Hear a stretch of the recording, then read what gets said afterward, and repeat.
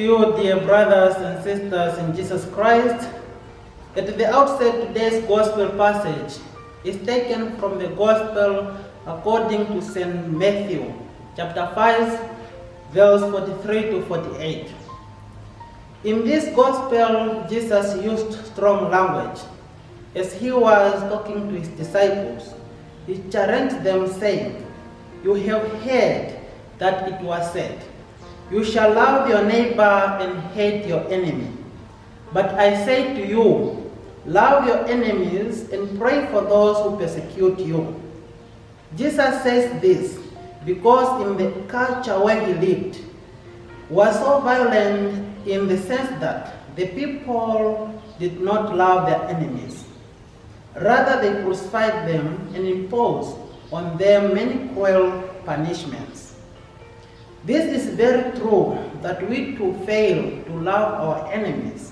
We rather opt to crucify them with our harsh and abusive words and actions.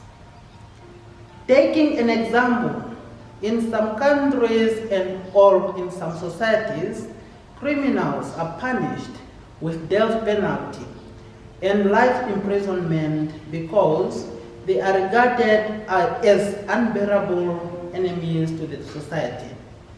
But Jesus is clearly teaching us today to love our enemies, not only some individuals who favor us. Indeed, it is very easy to love those individuals who are good to us and hate those whom we regard as our enemies. But Jesus enlightens our conscience to love and pray for such individuals who persecute us, whether emotional, psychological, or physical.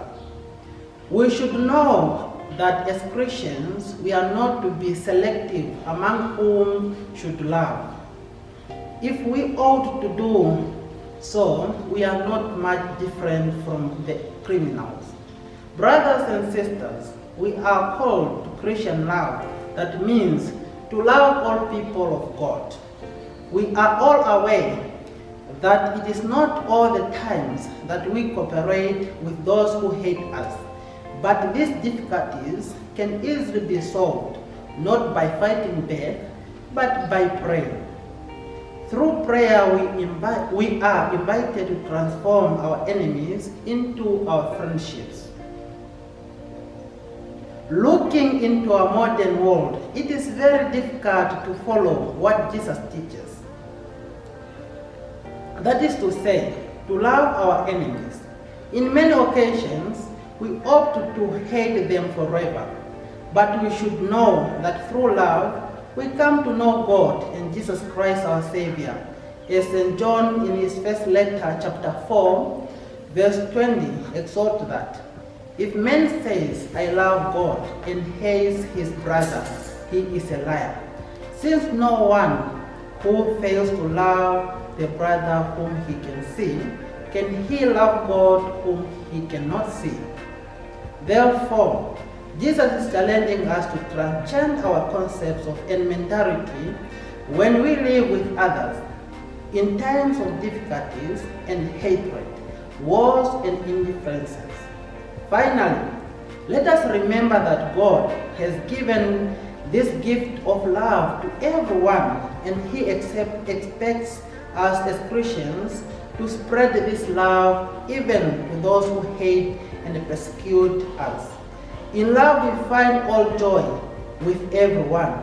As St. Paul, to his first letter to the Corinthians, chapter 13, verse 4 to 5, puts it, "Love is patient, love is kind, it does not envy, it does not rule, it is not self-seeking, it is not easily angered, it keeps no record of wrongs.